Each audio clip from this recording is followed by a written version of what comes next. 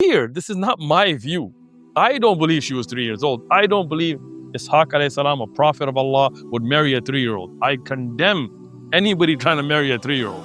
But alhamdulillah wa salatu salam ala rasulillah. We get these Christian apologists that bring up the age of Aisha radiallahu anha and that use insulting ways about describing the Prophet sallallahu alaihi wasallam's marriage to Aisha. Now, I want to be very clear that as Muslims, we believe that Aisha radiallahu anha was post-puberty when she consummated her marriage with the Prophet Muhammad, peace be upon him, in accordance to the traditions and customs of the time. This is mentioned by Ibn Hajar Asqalani in Fath al-Bari on the authority of Ibn Battal, and it's mentioned by Imam al-Nawawi on the authority of al-Dawoodi in his Sharh of Sahih Muslim, that she had matured. Now, this is very important because somebody who may be a pedophile or somebody who's looking for a child marriage looks for younger children.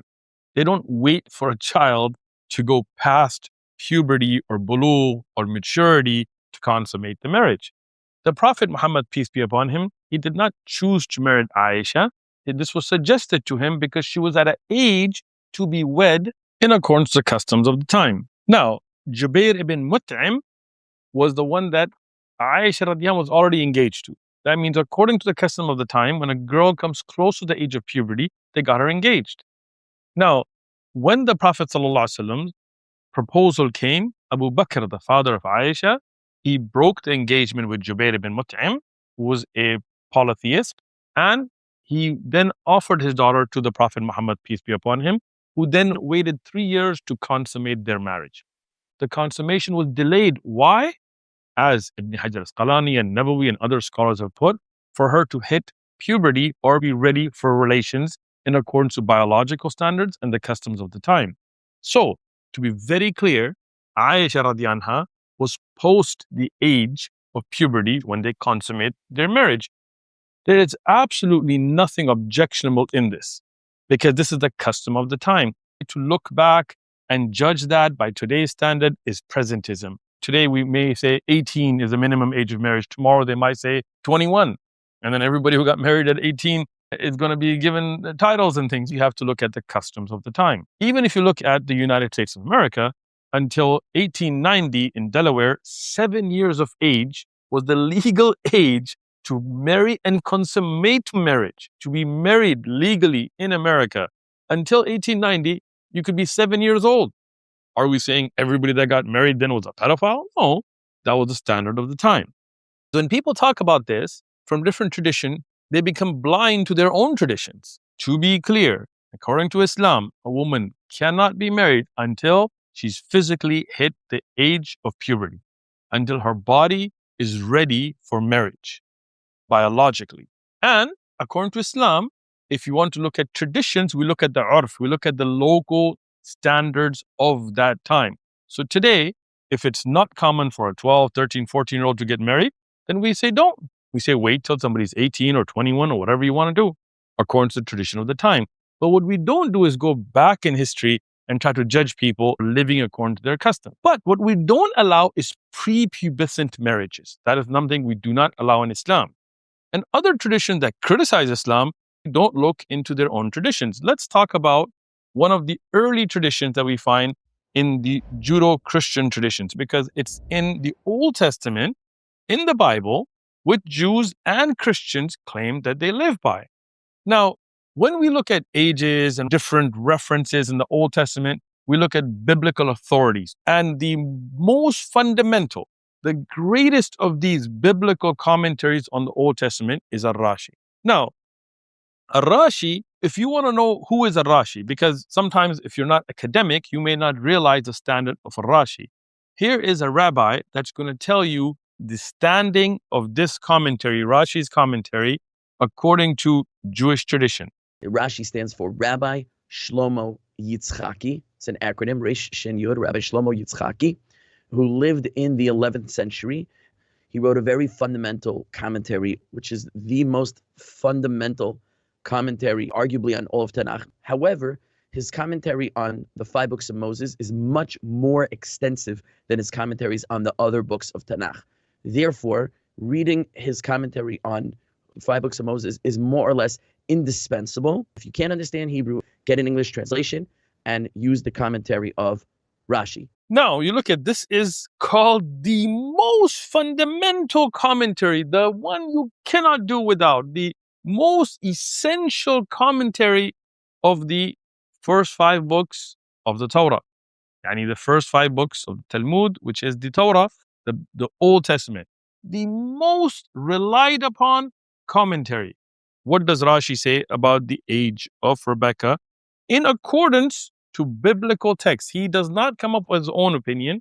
He actually gives the opinion with references. For when Abraham came back from Mount Moriah after the binding of Isaac, and then as you notice in Hebrew, he gives references for each segment that he's putting forward. He was informed that Rebecca was born, and Isaac was 37-year old at the time. For it was at that juncture that Sarah died. And from that time Isaac was born until the binding. When Sarah died, there were 37 years, for she was 90 years old when Isaac was born, and 127 years old when she died. As it says, and he gives the references here as well, Sarah's life was, and then he gives the reference again. Now Isaac was 37 years old when Sarah died, and at that juncture, Rebecca was born. According to Rashi, at that juncture, Rebecca was born. He waited for her that she would become halachalachi, which is, according to Jewish law, fit for marital relation. This is according to Rashi. When is she ready for sexual marital relations? She says 3 years old. 3 years old. Read it. Now, and then he says he married her at the age of 3. This is according to the Bible, according to Rashi. Now, I want to be clear. This is not my view. I don't believe she was 3 years old. I don't believe Ishaq alayhi salam, a prophet of Allah, would marry a 3-year-old. I condemn anybody trying to marry a 3-year-old. But I'm showing you that according to the biblical scholars, the most fundamental, relied upon commentary on the Old Testament, according to Jewish law, she was 3 years old. And I want to make a point here, and I'm going to put these references on the screen. This is not just a Rashi's opinion. It's not like a one-off, like, okay, Rashi was off. If you look at the sources of Jewish law, if you look at the Talmud, for example, and the Tanaitic sources, the Mishnah, Nida 5:4, chapter 5:4, it says, a girl who is 3 years and 1 day old is betrothed through intercourse. So Jewish law, which according to Christians would be their law, because they do say they believe in the Old Testament, same God according to them, states, based on biblical evidences, that a girl who's 3 years and 1 day old is ready not just to be betrothed, not just for engagement, no, for intercourse. As Muslims, we don't believe that. But those criticizing us for the marriage of Aisha radiallahu anha, who waited until she was post-puberty to be consumed for marriage, they don't read this. It's not just one-off.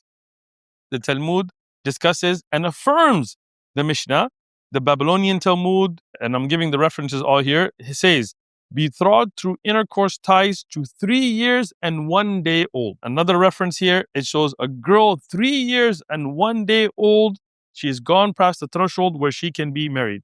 Many halachic codifiers who codify Jewish law wrote, Rambam, Mishnah Torah, chapter 3, it says if she is 3 years and 1 day old, she may be in relations with her husband with the father's consent.